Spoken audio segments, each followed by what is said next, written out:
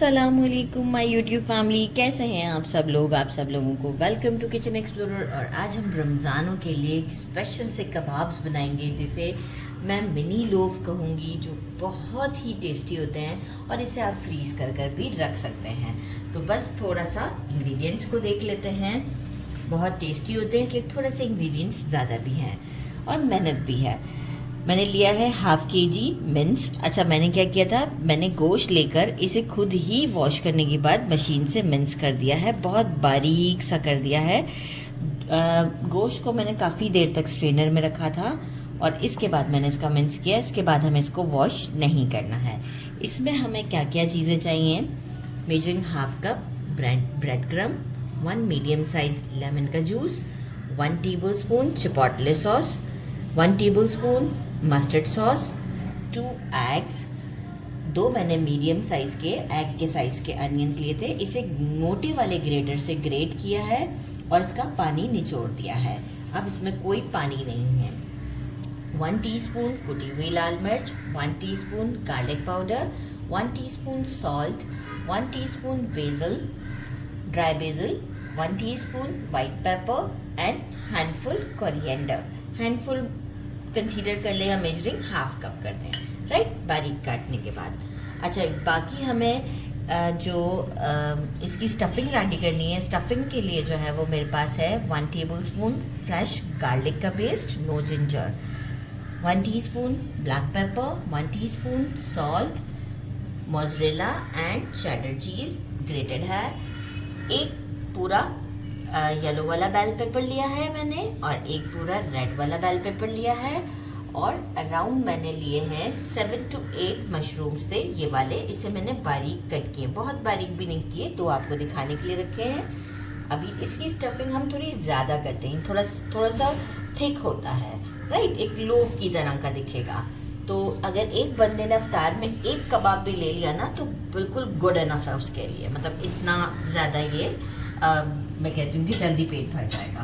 तो बस जो है वो अब हम इसे भी कट कर लेते हैं। तो पहले एक काम करते हैं, मीट को हम कर लेते हैं मैरिनेट।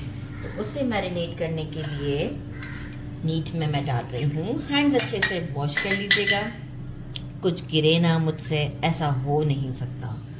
तो ये मेरा हमेशा का फंडा है। Chipotle sauce, this mustard paste. अच्छा, मुसलसल गिर ही रही हैं, हाँ, कैमरा से चीज़ें दिख नहीं रही हैं लेकिन मुझसे गिर रही हैं।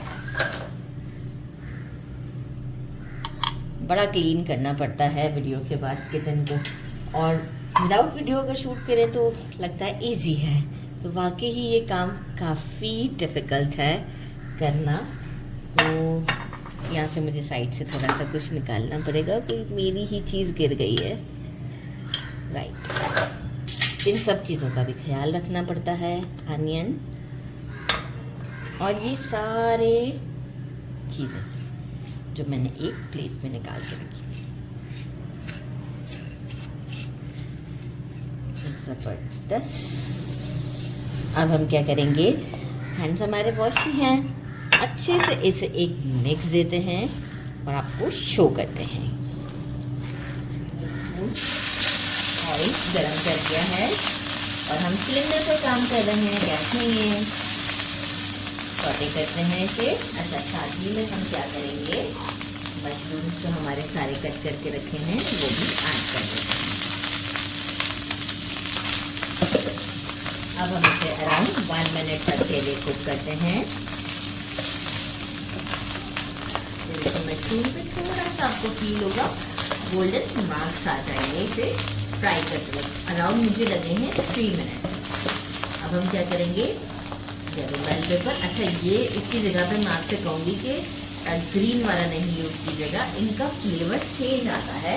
और एक्चुअली हम बना भी रहे हैं मीट लोफ, तो उसका ये होता है कि इसमें हमें ज़रूरी है कि हम यही यूज़ करें। Black pepper 1 teaspoon, salt 1 teaspoon. बस यहाँ हमारा ये वाला काम ख़त्म होता है। हम इसे अराउंड 1 से 2 मिनट तक इसे ही सौटे करते हैं और फिर इसे हम काउंटर पर ठंडा होने के लिए रखेंगे। टेम्परेचर पर आ चुका हुआ है। इसमें हम ये आपके ऊपर डिपेंड करता है आप कितनी चीज़ ऐड करना चाहते हैं। मैंने मेजरिंग हाफ कप के करीब करी है और इसे हम एक अच्छा सा मिक्स दे देते हैं। मैंने भी फ्रीज़र से ही निकाली थी। एक अच्छा मिक्स देते हैं और इसके बाद हम अपनी कबाब्स को शेप देंगे। मिक्स हो गया है, अब हमें क्या करना है, 2 मेजरिंग कप्स का काम है ताकि हमारे हर कबाब इवन हो।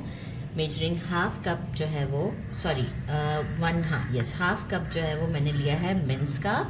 ये सारे एक कबाब सबका एक जैसा प्रोपोर्शन रहेगा और साइज़ भी एक जैसा ही रहेगा। और 1/4 कप जो है वो स्टफिंग। अब क्या करेंगे, ये जो मैंने बैटर इसमें डाला है, अच्छा अगर आपको लगे कि ये लूज़ है, वैसे तो देखिए इतना ही इसी तरीके का होगा, राइट। अगर आपको नहीं हैंडल करना आ रहा हो, जबकि अभी मैंने कुछ ऐड नहीं किया है, हैंडल ना हो रहा हो, तो आप जो है वो थोड़ा सा ब्रेड क्रम्स बढ़ाएगा। वैसे तो मैं कहूँगी नहीं बढ़ाएं तो बिल्कुल अच्छी बात होगी, क्योंकि मैंने नहीं बढ़ाया है। तो जो काम मैं कर रही हूँ वही मैं आपसे कहूँगी कि आप इसे वो करें।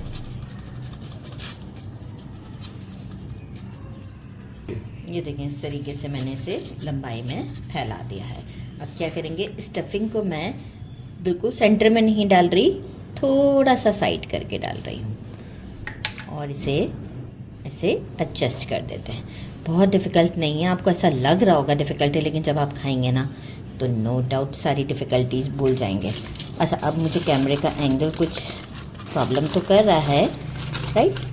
मैं पहले इसे इसके ऊपर ओवरलैप करना चाहूँगी। ये दोनों साइड्स को लेके आप ऐसे प्रेस भी कर देंगे कुछ देर के लिए तो भी हैंडल हो जाएगा, राइट। देखें इस तरीके से। अब ऐसे जोड़ दिया मैंने और थोड़ा सा साइडों से, मुझे कुछ ज़्यादा करने की ज़रूरत नहीं है। हो गया। अब क्या करेंगे, यहाँ से इसे लिया 1 फोल्ड और यहाँ से इसे भी थोड़ा सा प्रेस करते हुए, बहुत ज़्यादा नहीं, और 1 फोल्ड दे दिया साइडों से।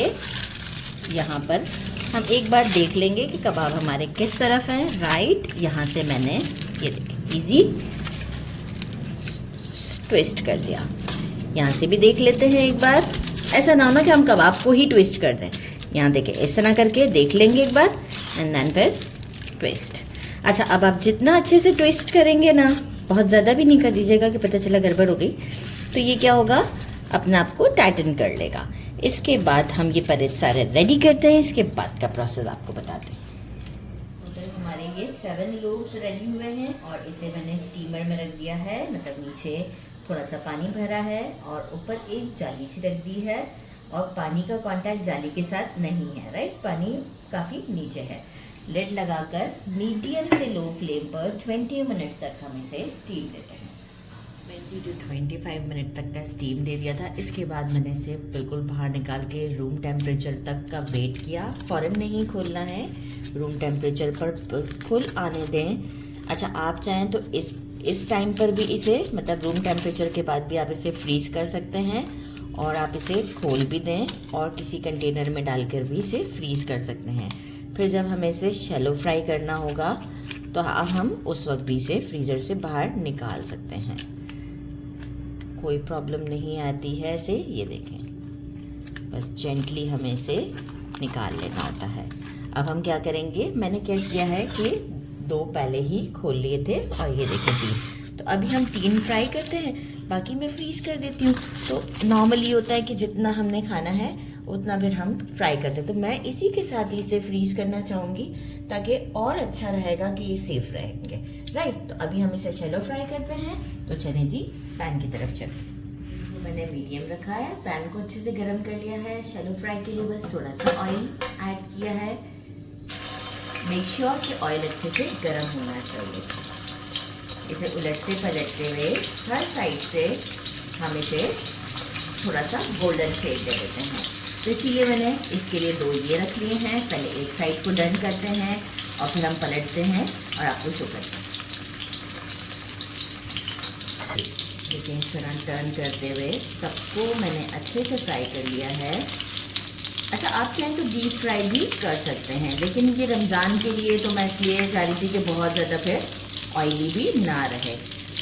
तो बस ये आप देख सकते हैं सब जगह से अच्छे से कुक हो चुका है और जो साइड जैसे रह जाती है तो हम क्या करते हैं, ऐसे करके 2 मिनट के लिए होल्ड कर लेते हैं, तो वो भी गोल्डन हो जाती है।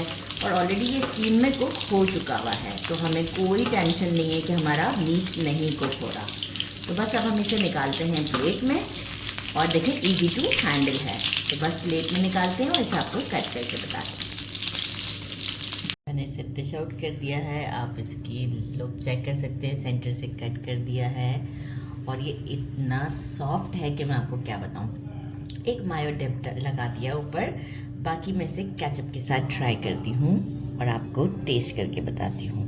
बिस्मिल्लाहिर्रहमानिर्रहीम।